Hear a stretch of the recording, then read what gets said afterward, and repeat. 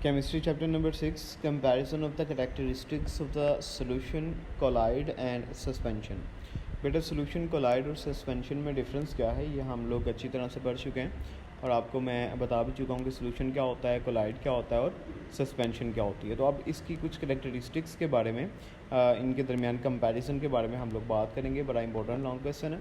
तो बेटा सबसे पहले सोल्यूशन में वो ये कहता है the particles exist in their simplest form as the molecule और ions, their diameter is 10⁻⁻⁸ centimetre. ठीक है, सोल्यूशन के अंदर जो सोल्यूट के पार्टिकल्स पाए जाते हैं बहुत ज़्यादा छोटे होते हैं और उनका जो डायमीटर है वो 10⁻⁸ सेंटीमीटर तक होता है और इनको हम लोग जो है वो नेकेड आई से देख भी नहीं सकते।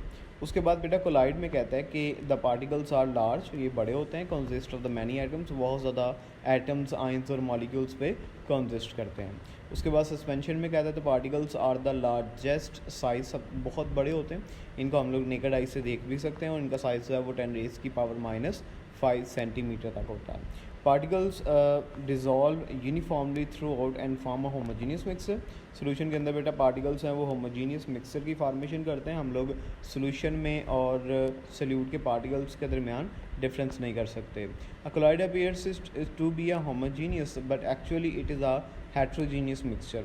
क्योंकि कोलाइड के अंदर जो मॉलिक्यूल्स और एटम्स या आयंस वगैरह पाए जाते हैं उनका साइज़ जो है वो सोल्यूशन से तो बड़ा होता है लेकिन वो इतने छोटे होते हैं बेटा कि उनको नेकेड आई से हम लोग नहीं देख सकते, इसलिए उनको हम लोग यही कंसीडर करते हैं कि it is also homogeneous mixture. लेकिन बेसिकली वो होमोजीनियस होता नहीं है बल्कि हेट्रोजीनियस मिक्सर होता है। Hence they are not true solution, particles do not settle down for a long time, therefore colloid are the quite stable. उसके बाद सस्पेंशन में बेटा कहता है कि particles remain undissolved and form a heterogeneous mixer.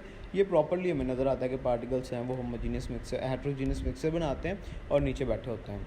उसके बाद सोल्यूशन में कहता है बेटा कि particles are the so small that can not be seen with the naked eye, particles are large but can not be seen with the naked eye in the colloidal solution, and in suspension particles are big enough to be seen with the naked I.